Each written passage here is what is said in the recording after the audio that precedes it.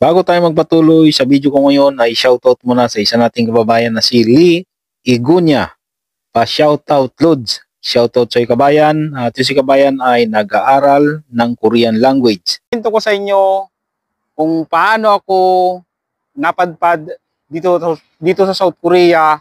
At kung sa totoo lang mga kabayan, nung nag-uumpisa akong mag-apply sa ibang bansa, ay wala talaga sa isip ko itong South Korea.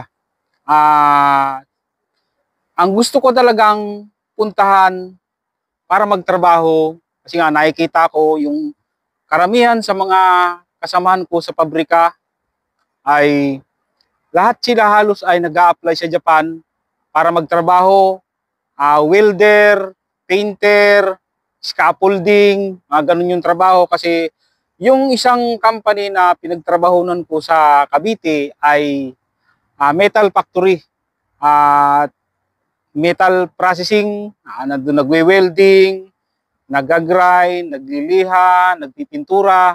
Kaya related yung mga trabaho dun sa company dati na pinasukan ko para magtrabaho sa Japan. At marami na akong katrabaho dun. Nung kasalukuyang nandun ako sa pabrika na yon, ay marami na akong katrabaho na nakapunta ng Japan. Kaya sabi ko, siyempre para mabago yung takbo ng buhay, kahit papano, alam nyo naman, malaki din ang sweldo sa Japan. Kaya itong South Korea ay wala to sa isip ko dati.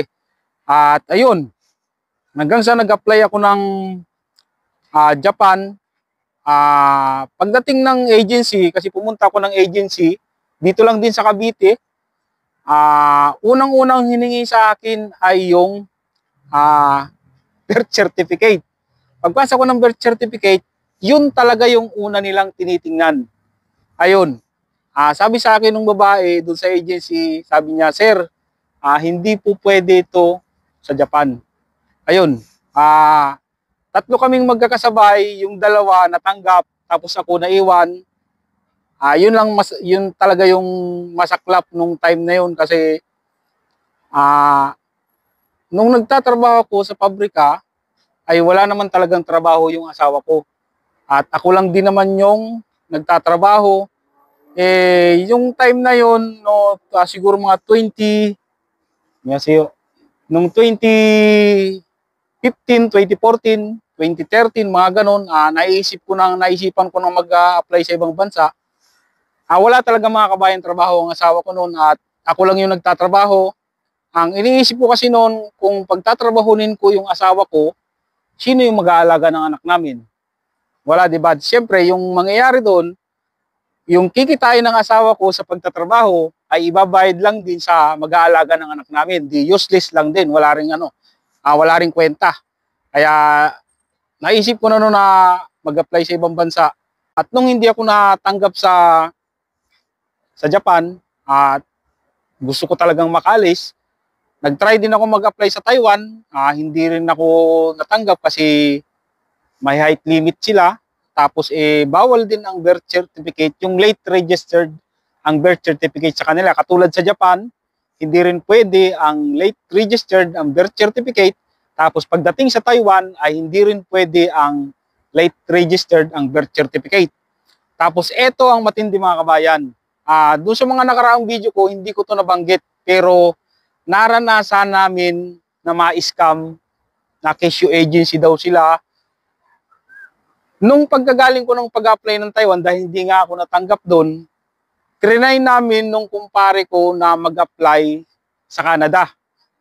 Tapos meron kaming kakilala sa pabrika na cashew. Hindi ko malaman kung agency o ano yung pinuntahan namin sa Quezon City yata yun, ang layo-layo pa. Tapos ang sabi dun sa pinuntahan namin doon, ang dami naming pinilapan, ang dami namin pinilapan doon, tapos sabi meron daw silang kakilala sa immigration sa Canada. At ang sabi, kailangan daw magbayad ng placement fee na 35,000 pesos. Sabi ko, saan kaya ako kukuha ng 35,000 pesos? Pero sabi ko, itatry ko na lang mangutang kapag talagang sigurado na kaming makakaalis. At ang unang medical, Ito pa sa medical, di siyempre nag-a-apply, kailangan daw may medical agad, tapos nagpa-medical kami. Pagdating sa medical, ay hindi agad ako nakapasa sa medical.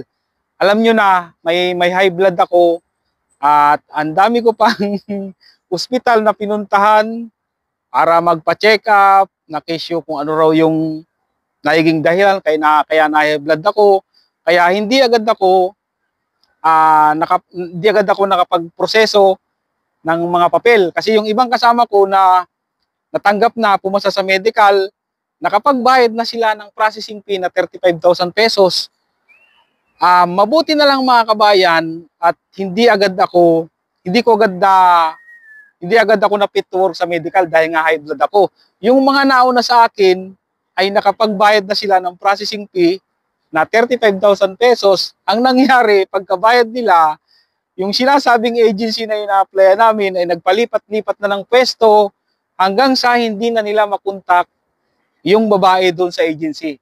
Ayun, na-scam. Siyempre, nanghinayang din ako doon sa binayad ko doon sa medical clinic na yun. Tapos may mga doktor pa ako na may mga ibang clinic pa ako na pinuntahan, nagbayad din ako. Siguro gumastos din ako doon 5,000. Iisipin nyo, gumastos ka ng 5,000, namasahe ka pa, halos 6,000 na yung naubos mo, wala namang nangyari sa pag-apply mo, na-scam ka pa. At nung time na yon, wala ka nang halos makain, tapos malululko ka pa, di ba? At ang sakit ng ganun. Ito yung magandang nangyari mga kabayan, kasi ako talaga ay gusto ko pa rin talaga, pagkatapos kahit na-scam, ay gusto ko pa rin talagang mag-apply sa ibang bansa. Tapos isang beses, merong na-hired sa amin na bago na kumbaga na-hired siya na para magliha ng mga bakal. Tapos nakakwentuhan ko siya, ang sabi nag-apply daw siya dito sa South Korea. Yun na. At sabi niya, nag-exam daw siya sa EPS topic exam, pero bumagsak siya sa exam. Tapos, tinanong ko siya kung paano ba mag-apply ng trabaho dito sa South Korea. Ang sabi niya sa akin, kuya, kailangan mong mag-aral ng Korean language. Sabi niya sa akin ganun. Sabi ko, paano yun? Ay late registered yung birth certificate ko. Kasi nga, nag-apply ako ng Japan, hindi ako natanggap kasi late registered yung birth certificate ko. Ang sabi sa akin, okay lang yan kuya, basta may passport ka, ipasa mo ang EPS topic exam at medical, ay may pag-asa kang makapagtrabaho dito sa South Korea. Pag nasilik ka ng employer, sabi sa akin ganun. Doon na ako nagkaroon ng idea na ang sabi ko, ito siguro yung para sa akin. Siseryosohin ko talaga ang pag-aaral ng Korean language para pumasa ako sa EPS topic exam. At yun, nagtuloy-tuloy na talaga mga kabayan. Talagang sineryoso ko yung pag-aaral ng Korean language. At yun,